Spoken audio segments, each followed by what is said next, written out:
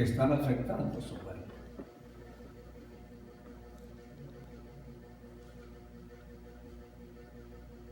Dios quiere darnos, pero hay que tener un encuentro con Él. Hay que buscar primeramente su reino y su justicia. Y lo demás, dice, te va a ser añadido, te va a venir. Pero por si acaso usted busca primeramente todas las cosas y después, si le queda tiempo, busca el reino. Mateo 6:33 usted lo conoce de memoria. Usted lo dice, pero no lo vive.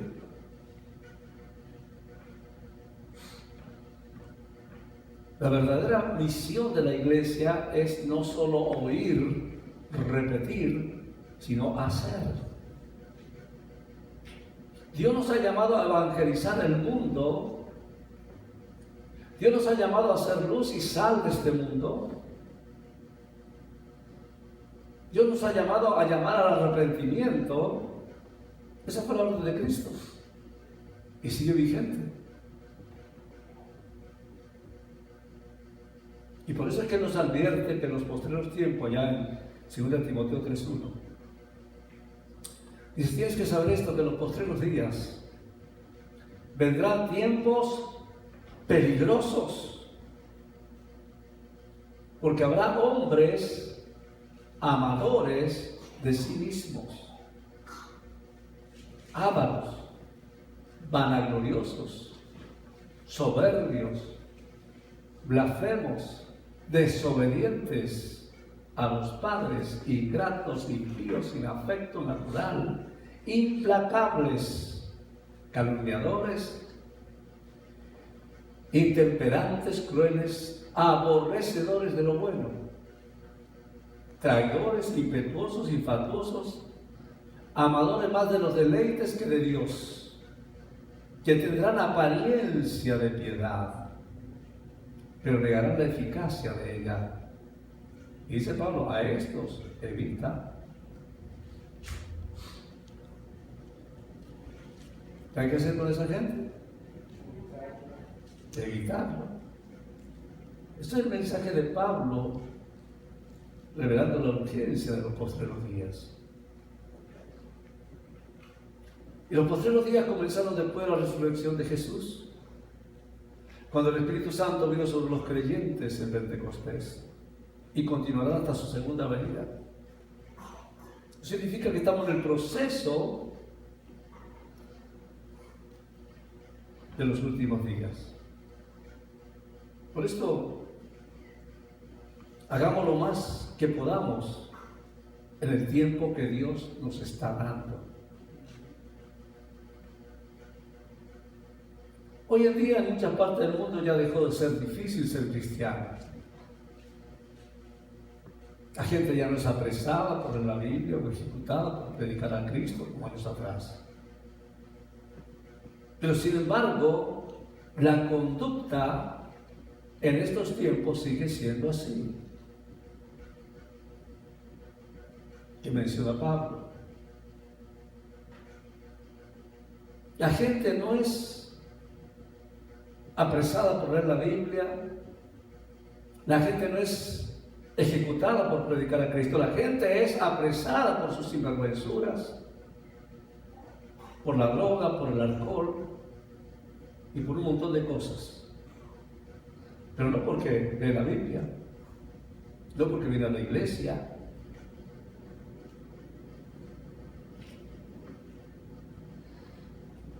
Por eso es que tenemos que mirar la lista de Pablo y compararla con nuestra vida. Y darnos cuenta si estamos cediendo a las presiones de este mundo. No busquemos la comodidad en el compromiso. Tenemos que enfrentar la maldad y viendo cómo Dios quiere que su pueblo viva. Porque la gente, lo primero que piensa, vamos a la iglesia porque en la iglesia no hay maldad, no hay personas malas. En la iglesia no entra el enemigo. Y yo le digo, están equivocados, señores. La Biblia nos advierte de esas cosas. Hay gente mala. En la Biblia el Señor hay de todo. Hay gente malvada y el enemigo se sienta.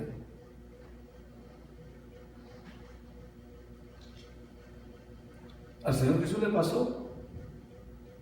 Cuando los apóstoles estaban con Jesús, le dijo: no os he escogido yo, dice allá en Juan 6:70, a vosotros los 12, y uno de vosotros es el diablo. Y estaba hablando Jesús de Iscariote, hijo de Simón, porque es el que le iba a entregar, y era uno de los 12. Uno que había caminado con Jesús, uno que había visto milagros, maravillas, estaba sentado a la mesa con Jesús, lo traicionó. Claro, hay que reconocer que ninguno de nosotros somos perfectos.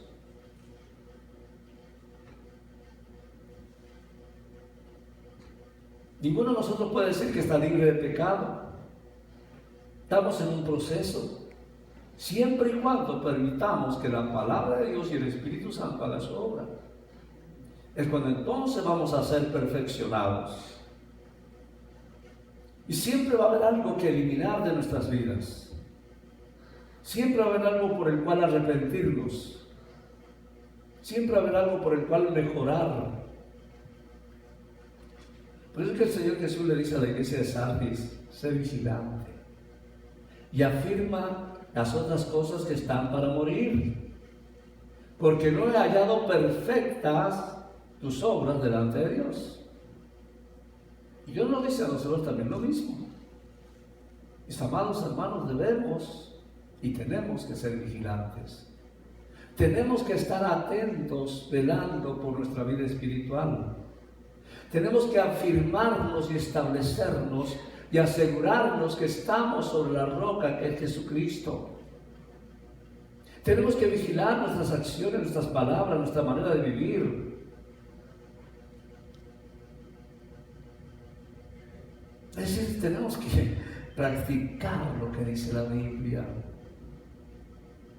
Porque hoy en día se amontonan, dicen que tienen comezón de oír, pero que no tienen interés en cambiar.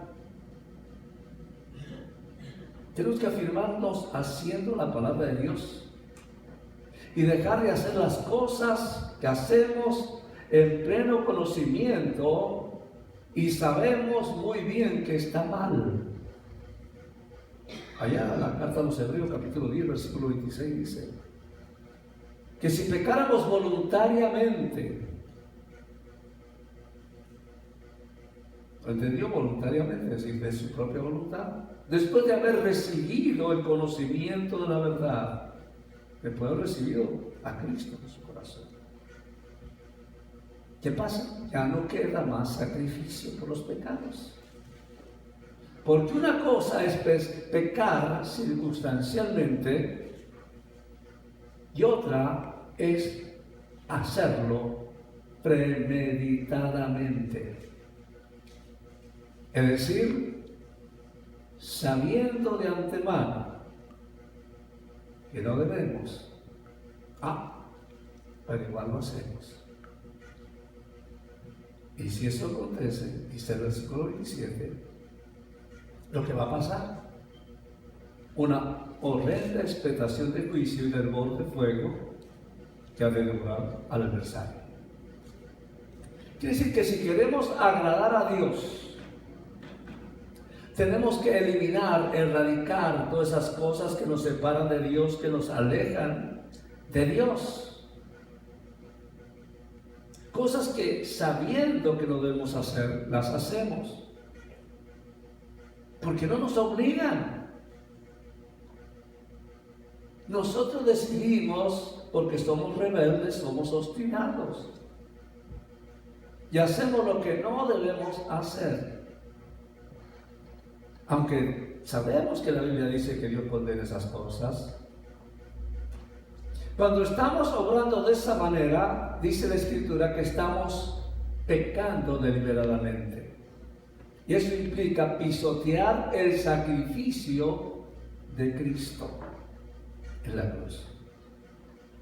Y si continuamos en ese camino, nunca nos acercaremos a Dios, dice el versículo 28.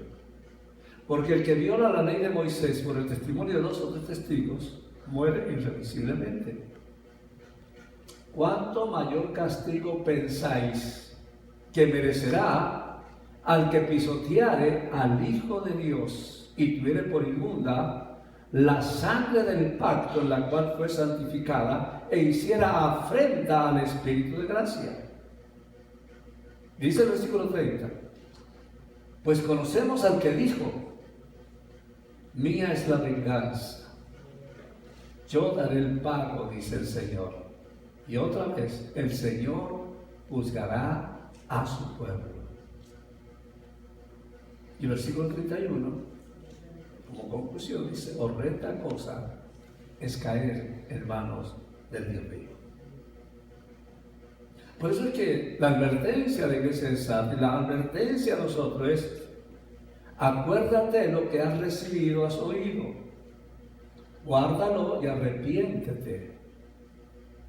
Pues si no velas, vendré sobre ti como ladrón y no sabrás a qué hora vendré por ti.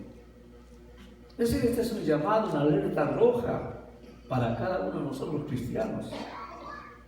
Esta no es una advertencia para los del mundo, es para todo aquel que se profesa creyente. Y mi hermano, mi hermana, tenemos que ser sensibles a la voz de Dios. Y tenemos que hacer memoria en todo momento de lo que hemos recibido, lo que hemos oído. Hay que guardarlo, hay que arrepentirse.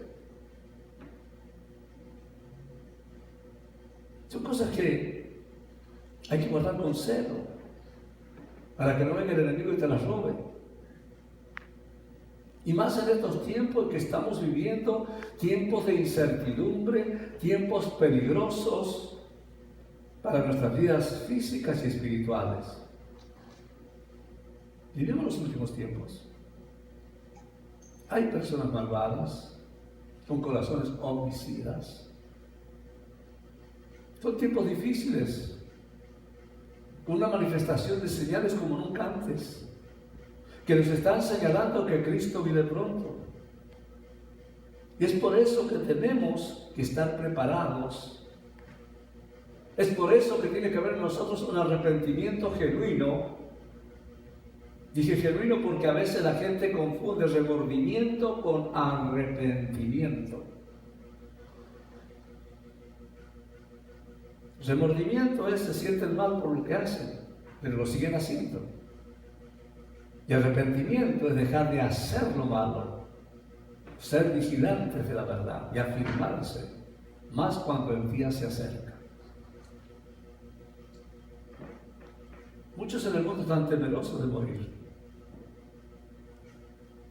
La gente no quiere morirse. Y no solo se limita al mundo.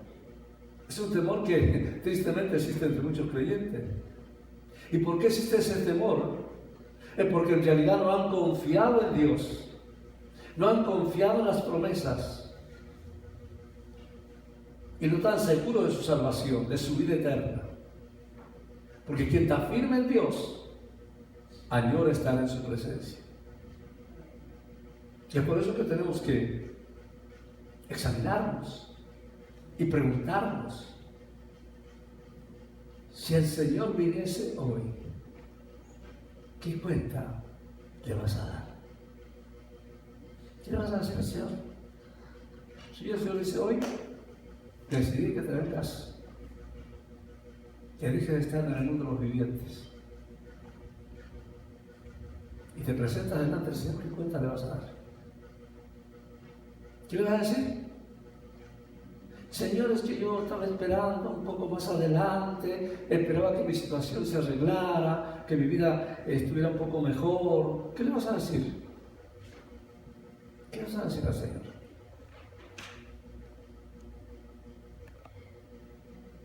¿Estás preparado para irte con Él? Pregunto, ¿estás preparado para irte con el Señor? ¡Wow! ¿Cuántos aménes? ¡Aleluya! Es decir, esa seguridad viene del interior que da el Espíritu Santo. Porque el Espíritu dice a nuestro espíritu que somos hijos de Dios. Es lo que nos garantiza que estaremos en su presencia. Yo gracias a Dios porque dice aquí que en el